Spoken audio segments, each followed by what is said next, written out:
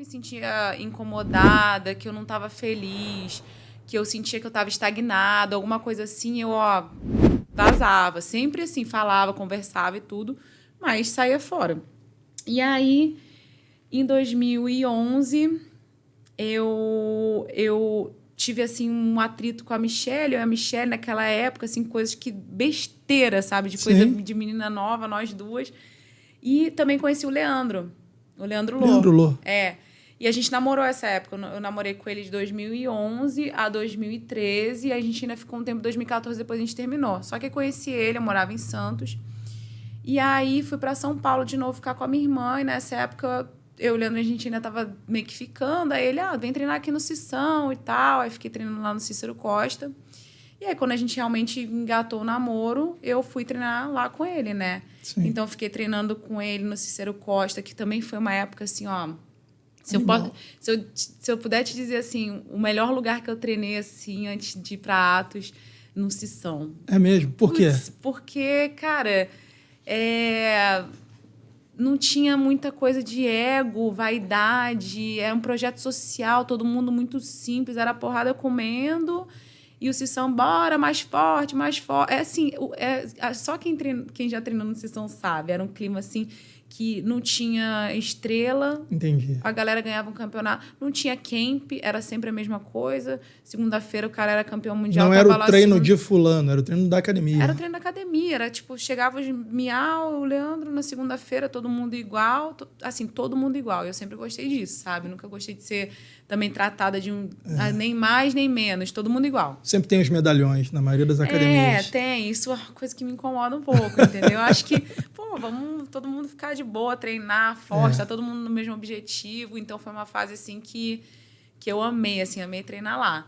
E aí, fiquei lá no Cição até 2014, daí a gente terminou. Ainda fiquei treinando lá, a gente sempre se deu bem. Só que aí teve uma época que eu falei assim, não, preciso me dar uma afastada também um pouco desse cenário. E aí fui treinar na Unity com o Murilo, que é com o Murilo Santana, que também, tipo, me ensinou muito, é amigo do Leandro, né? Tipo, continuei treinando sendo Cícero Costa, mas passei 6 meses treinando com o Murilo. Daí voltei pro Cição. Olha só a volta no mundo que eu dei. E aí, voltando pro Cição, o Leandro resolveu abrir a Brotherhood.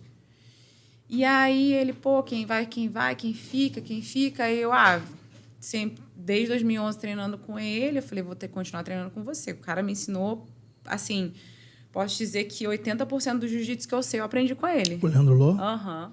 Me tira uma dúvida com relação ao Leandro Lô.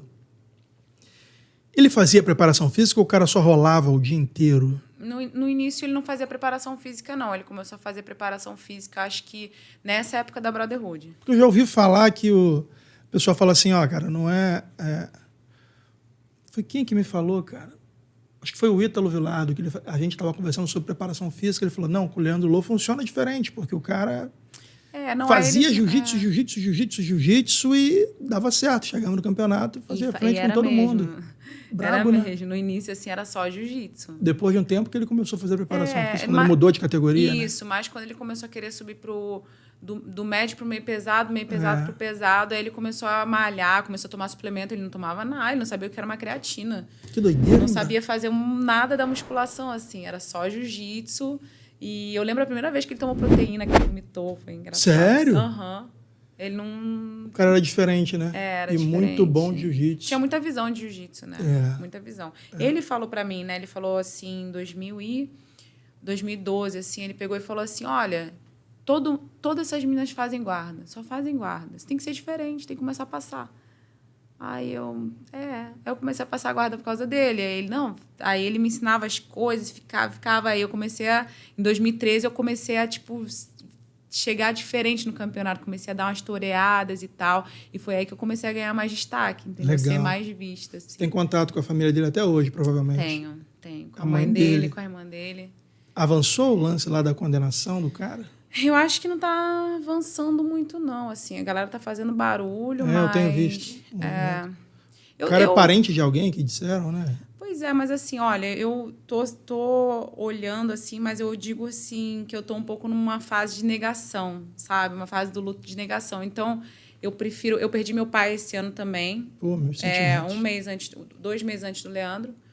E então eu tô numa fase que às vezes eu prefiro... Quando eu vejo a foto, eu me toco, sabe? Falei assim, caramba, não tá mais aqui. Eu tento fingir que nada aconteceu, tanto com meu pai quanto com ele, entendeu? Entendi. Então, assim, eu não fico me aprofundando mais muito, assim. Senão só sofre. Porque eu acho que agora eu não consigo muito. Eu acho que depois de um tempo eu vou conseguir realmente ver isso e digerir. Até estava falando isso com a minha psicóloga. Minha psicóloga, olha, você tem que encarar. Pô. Você tem que encarar isso, sabe? Tipo, você tem que... E aí ela falou assim, você tem que fazer alguma coisa para se despedir do seu pai e do Leandro. E aí eu falei para ela, eu não estou preparada, entendeu? Eu não estou preparada ainda, sabe? Eu não quero me despedir, eu não quero me desconectar, entendeu? Então, acho que vai chegar um momento em que isso vai acontecer. Entendo. Mas é difícil. Eu imagino. Mas aprendi muito jiu-jitsu com ele, muito. E aí fomos para Brotherhood e tal. A gente ainda ficou um tempo treinando. A gente já estava separado e tal. Ele já estava namorando outra menina. E aí eu comecei a namorar com o Braguinha, com o Gustavo, né?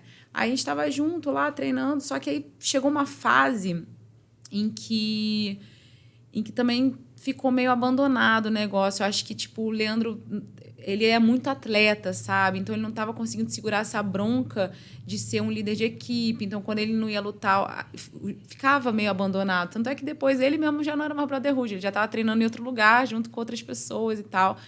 E quando eu senti isso, eu falei assim, cara, a gente precisa ir treinar, a gente precisa de um líder, a gente precisa de uma equipe, a gente precisa de um suporte, a gente precisa se profissionalizar. De ter patrocínio, de estar... sabe, realmente, ou vai ou racha, ou a gente vai levar o jiu-jitsu de uma forma em que a gente vai por um outro caminho, num caminho que a gente vai levar isso para a nossa vida e se profissionalizar, ou a gente vai continuar nessa de estar treinando, sabe? E aí tá no Brasil e tal. E aí foi quando eu resolvi falar com a Angélica pra gente ir para Atos. E aí a gente foi para Atos em 2018...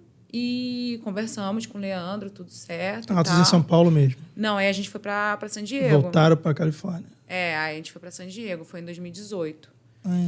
E aí foi aí que eu cheguei na Atos, entendeu? Sim, foi treinar lá com o Galvão, direto. Sim, com o Galvão. Lá é grande também, o quartel-general dele lá.